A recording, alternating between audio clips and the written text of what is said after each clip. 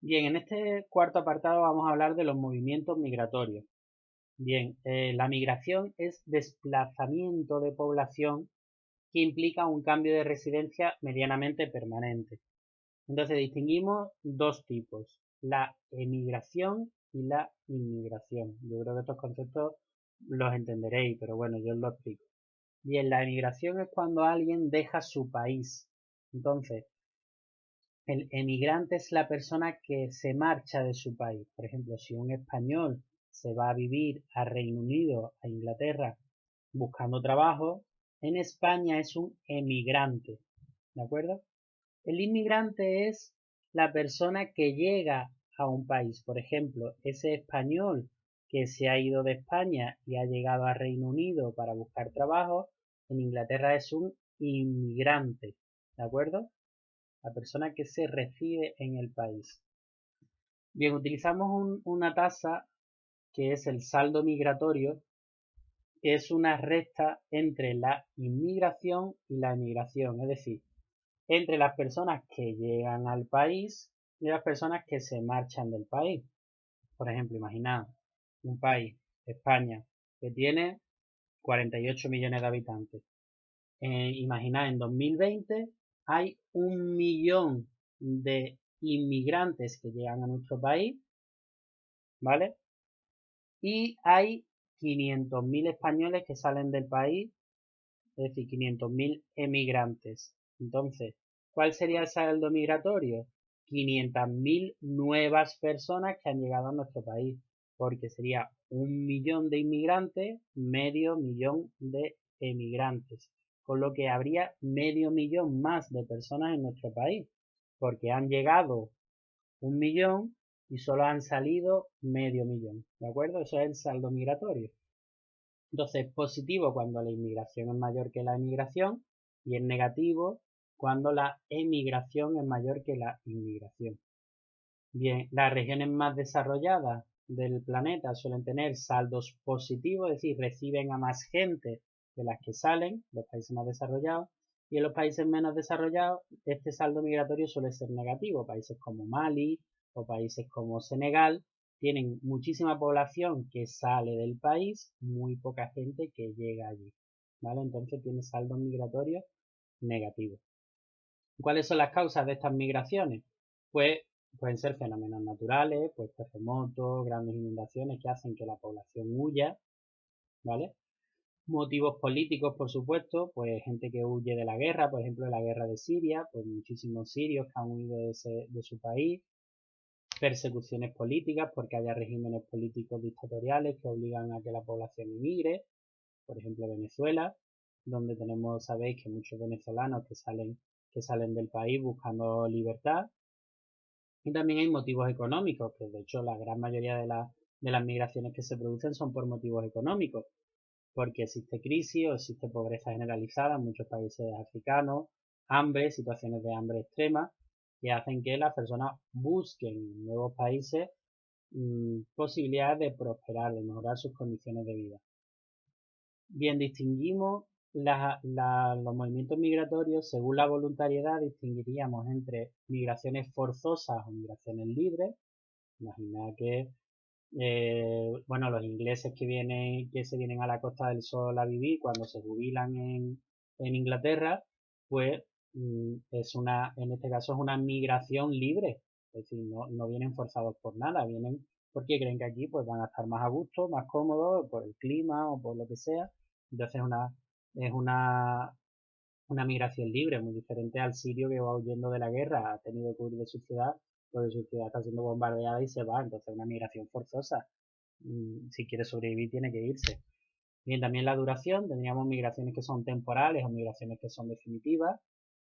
Por ejemplo, pues eh, conozco una asistenta de las que está con personas mayores aquí en mi bloque de piso que la mujer es colombiana y ella cree que va a estar aquí 2 años y a los 2 años cuando haya conseguido ahorrar dinero pues volverá a Colombia que es donde quiere vivir, ¿de acuerdo? Eso sería temporal. Luego hay migraciones definitivas pues para personas que pues deciden huir de su país y no están dispuestos a volver, ¿vale? Es decir, ese sueco, ese inglés que viene a la Costa del Sol cuando ya se ha jubilado, pues viene ya de forma definitiva, porque lo que quiere es ya vivir definitivamente aquí, pues hasta que vaya a fallecer, ¿vale? Después también, según el territorio, vamos a tener migraciones que son interiores o exteriores. Interiores son dentro de un propio país, por ejemplo, la persona que antes vivía en Huelva y ahora se ha ido a vivir a Madrid, ¿vale? Pues una migración interna dentro de las fronteras de España. O migraciones exteriores, como decíamos, pues el español que se va a Reino Unido a trabajar, pues es una migración exterior, porque supera las fronteras del país. Y según la situación jurídica, pues tendríamos migraciones que son legales o regulares y migraciones que son irregulares o ilegales. Es decir, si yo decido emigrar a Alemania porque una empresa, o imaginaos un colegio alemán me ofrece trabajo y yo me voy con un contrato de trabajo en condiciones legales, entonces yo soy en este caso un inmigrante regular, legal, que llega a Alemania. Y también hay situaciones irregulares, por ejemplo, sabéis, pues la población subsahariana que en algunos casos accede a través de una patea o que salta la valla en Ceuta o en Melilla para llegar a España, a la Unión Europea, pues en este caso de manera irregular lo está haciendo por la fuerza, no tiene el permiso de España para llegar, ¿de acuerdo? Bueno, las migraciones interiores entonces serían aquellas que se producen dentro de un país para mejorar sus condiciones de vida y generalmente pues ha sido una migración que ha estado ligada a un concepto muy importante que es el éxodo rural. Éxodo rural significa irse del pueblo a la ciudad.